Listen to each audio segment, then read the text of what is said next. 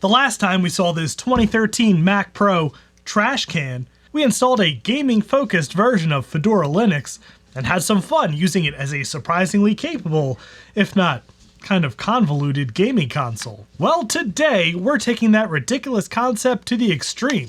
We're gonna CPU swap this trash can, install 64 gigs of RAM, and we're gonna try and hook it up to a modern video card. So stay tuned.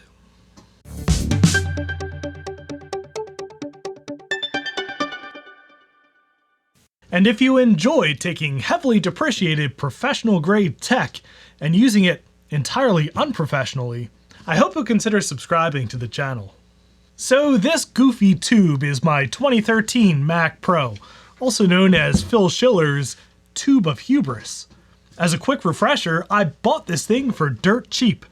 Prices have cratered now that Apple stopped supporting it in the latest Mac OS, and what once cost about the same as a nice used Toyota Camry now costs the same as a beat-up 90s Jeep XJ tire. Which makes it a pretty good deal for the up to 12-core Intel Xeon, and technically up to 128 gigs of RAM. If you want to know more about this machine, its history, and hilarious limitations, check out our last video right here. But today, I want to take what we did last time and crank it up to 11 with a 12-core Xeon E5, 64 gigs of minty fresh RAM, a 1TB Samsung Evo Plus 970, and of course, this thing. A Radeon 6750 XT in a cheap used Thunderbolt dock. And I don't think this idea is as ridiculous as it sounds, because to have a small 12-core Intel Xeon machine that I can also just pick up and carry over to a TV and use as a convoluted video game console for Steam games and Proton isn't really that crazy. That sounds kind of awesome, even if this is a little bit of a convoluted way to get there.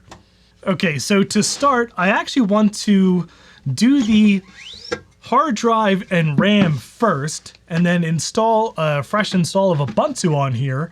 I know we were using Bazzite Linux before, which is fun, but I do want to use this thing as a desktop too, so I want to go with something more traditional. Plus, I'm an old school Ubuntu fanboy. You know, for all the flack this thing took over the years, just look how elegant it is. I mean, it is like a work of art.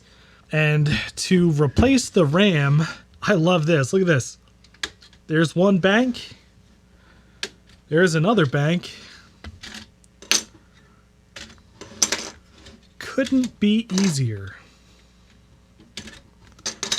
And I'm sticking in some nice OWC 1866 16 gig modules to bring this up to 64. Now this can technically support 128, but I've read that it significantly reduces the bus speed. So for the best performance, you want 64. Now I don't know how accurate that is, and if you know, let me know in the comments. All right, there's the memory. Now the hard drive is right here, and Apple being Apple, of course, decided to make the connector proprietary, even though there's nothing really proprietary about the drive itself. So in order to replace this thing, we just need a cheap little adapter, which I think is under 10 bucks on Amazon. And I have read that the Mac Pro is a bit finicky with what hard drives it will support. And a lot of reviews said to go for this Samsung 950 Evo. So hopefully this thing will just work. Oh yeah, look at that fit. Beautiful. Okay, so I want to install Ubuntu next and just make sure this stuff is working before we go in for the CPU upgrade, because unlike the memory and the hard drive, the CPU is buried deep within the heart of this beast, and we're gonna have to fully disassemble it to get to it.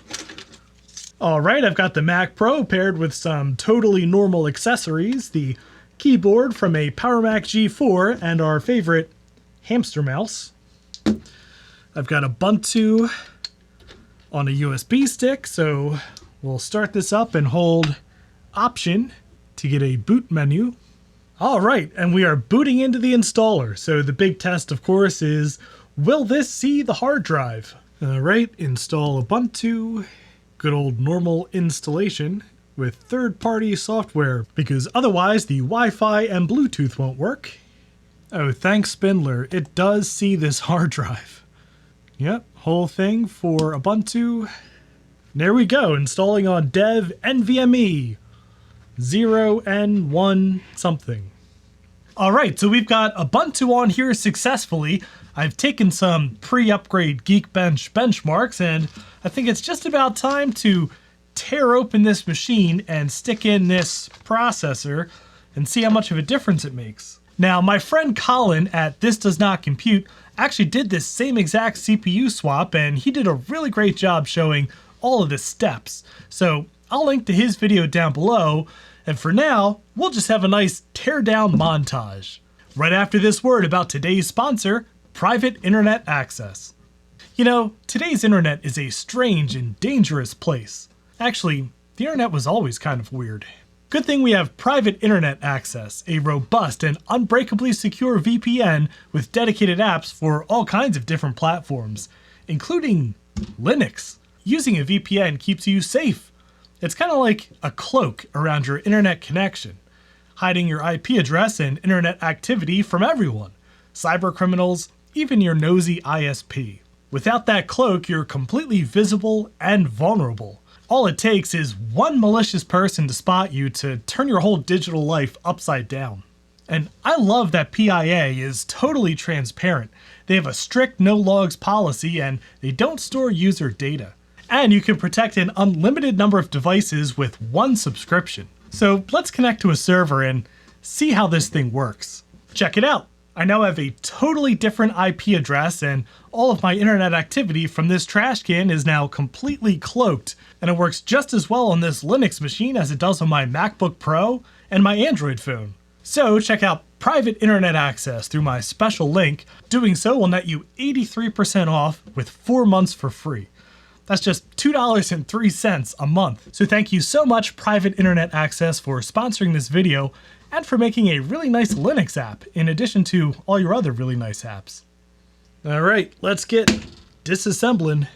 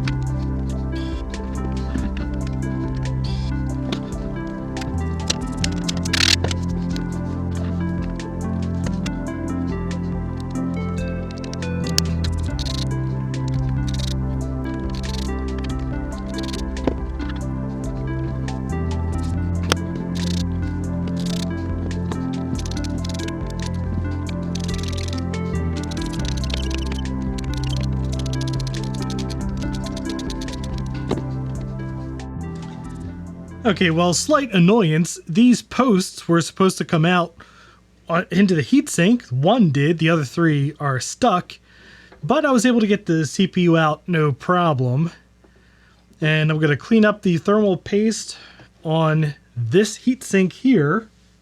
But check it out. That is a 12-core Xeon.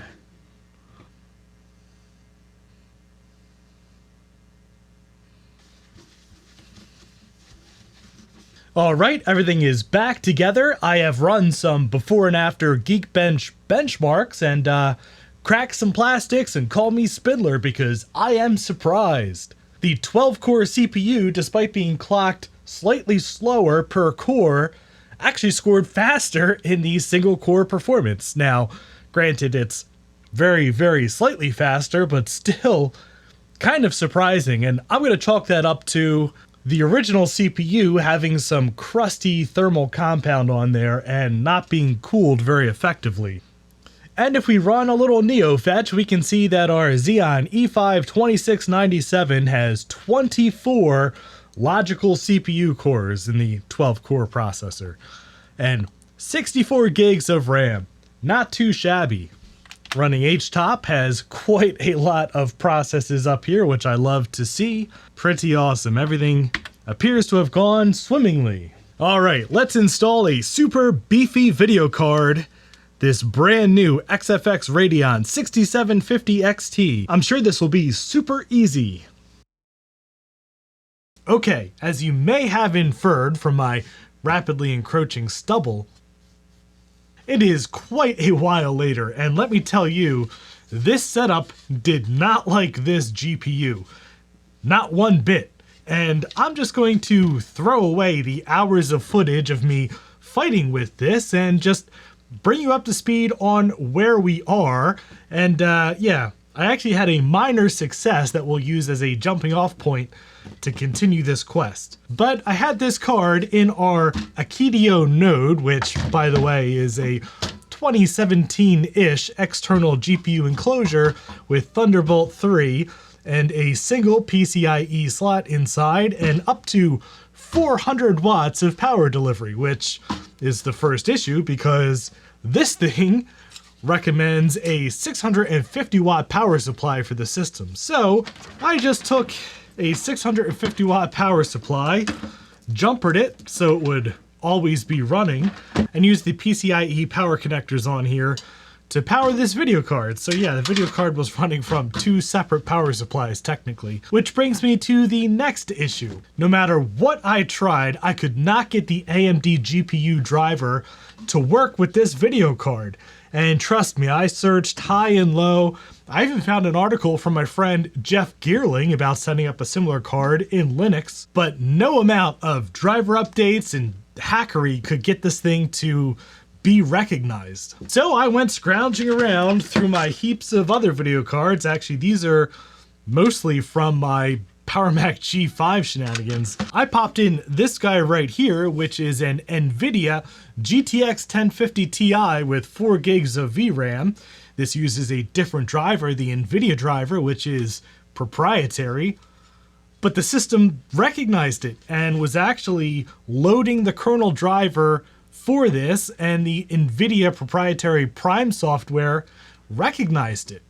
So I think we're onto something with NVIDIA here. So I guess I'm going to throw this card in the garbage, and I took a trip out to my local micro center, which I'm very lucky to have around. Haha! A GeForce RTX 4070 with 12 gigs of VRAM. This is so stupid. I'm sure it's gonna work just fine. All right, dear friends, get ready for the mother of all jank, because we are plugging in this card to this Akitio node, a single slot that accommodates a dual width graphics card. So far, normal enough. However, there is no way that this box is going to power this graphics card. So that's where this janky solution comes in. This is a Seasonic 650 watt power supply. I have jumpered the appropriate 2 pins in here so that it thinks it's connected to a motherboard that's been turned on. Unfortunately, there is a physical power switch on the back as well. So it's not the most dangerous thing I've ever done. Trust me, I am some sort of a professional. Anyway, we're going to plug in one of these deals. And yeah, fingers crossed. Let's plug this into the Mac Pro and see if it works. All right, I have the Akitio connected to power, the Seasonic connected to power. Both are off currently with their physical power switches. When I turn the power supply on here, the fan should start, and it does because it thinks it's connected to a motherboard. To connect the node, which is Thunderbolt 3, to this Thunderbolt 2 Power Mac, I have this rather expensive Apple original adapter, which goes from Thunderbolt 2 to Thunderbolt 3. And I have no video cable connected to this graphics card directly. And yeah, we're going to boot it, see if this is recognized in Linux, and see if Linux actually assigns the NVIDIA driver to it, meaning this is correctly loaded in Linux. Gonna need one of these. Of course, being Thunderbolt, there are some considerations, like we have to make sure it is authorized, because security or something, which we can go into privacy, Thunderbolt, and yeah, our Akitio node is connected and authorized. Now we can get into the real meat of things. And I have no idea if this GPU is actually being recognized, so let's start with a NeoFetch, and okay, it says NVIDIA Corporation device. Actually, that's not too promising. LSPCI. All right, and here we are. Here is the NVIDIA card. Kernel driver in use, NVIDIA. That means that this thing is recognized and working. So the only thing I don't know is this graphics card already outputting a display, or is it kind of like a second graphics card in a laptop where it's just kind of in the background and we can offload stuff to it? And the Arch Wiki has instructions on setting it up that way, which is the way we'll probably want to do this. However, I'm going to hook up another screen real quick and just see if there's anything coming out of this card. Okay, so I have this gargantuan beat-up monitor hooked up directly to the external GPU, and no picture. So what I'm doing now is installing the latest and greatest NVIDIA driver directly from NVIDIA, and we'll see if that helps the system recognize what exactly this video card is, because I don't like that it doesn't actually say 4070 when I look at it. Okay, well, update. In addition to not displaying anything on this screen, it also decided to just stop loading the driver. So I don't know what that's about. All right, check it out. Here's Fallout 4 running at ultra settings on the trash can with the controller. Oh yeah, look at that. It's buttery smooth, actually. Where you going, dog? I'm not gonna hurt you. You're my friend. All right, this is awesome. And yeah, I do have a bit of a confession to make, and it's some bad news. This is not running Linux right now. Unfortunately, yeah, I'm running Windows 10. I guess it turns out that the best possible gaming trash can runs Windows 10. Son of a bitch. But we're actually not even using the eGPU. This thing, under Windows, is able to use both of those D300 graphics cards in tandem with the AMD drivers to, honestly, I can't believe how well this is running. Yeah, check it out. In FirePro Control Center here, we have Crossfire X enabled. And it works. I really hate to say it, but I think Windows 10 is a pretty good fit for this stupid trash can. And on that bombshell, I think it's time to end it. Well, I guess everything can't always be a resounding success, but, you know, it's not too bad. I mean, we are able to play AAA titles on this thing, actually in its stock configuration, which is, I don't know, almost better than using it with an eGPU. In any event, I guess I'll have to find another ridiculous machine to install some form of gaming Linux on. Stay tuned for that. But if you enjoyed this video, I'd appreciate a thumbs up, and if you'd like to see more shenanigans like this, please subscribe down below, and thank you very much for watching. And a special thanks to Alex Hoffman, Andrew Nicholson, April White, Camila Noceda, Chris Allegretta, Chris Biggs, Chris Calderon, Chris Nelson, Control-Alt-Reese, Daniel Hubbard, Frodo Jedi, Gaspar Heller, George Rosansky, Greg Rutke from Rutke Mods, Harris Brody, James Fryman, James Laurie, Jason Pepas, Jason Ezel, Justin Reed, Lyle Truid, Matthew Kroll, Paul Spencer, Ryan, Scott Cedarbaum, Scott Thompson, Sutek, Tom Woodfin, and Unknown Soldier 41, who are my highest tiered patrons and all of my Patreon supporters for helping to make these videos possible.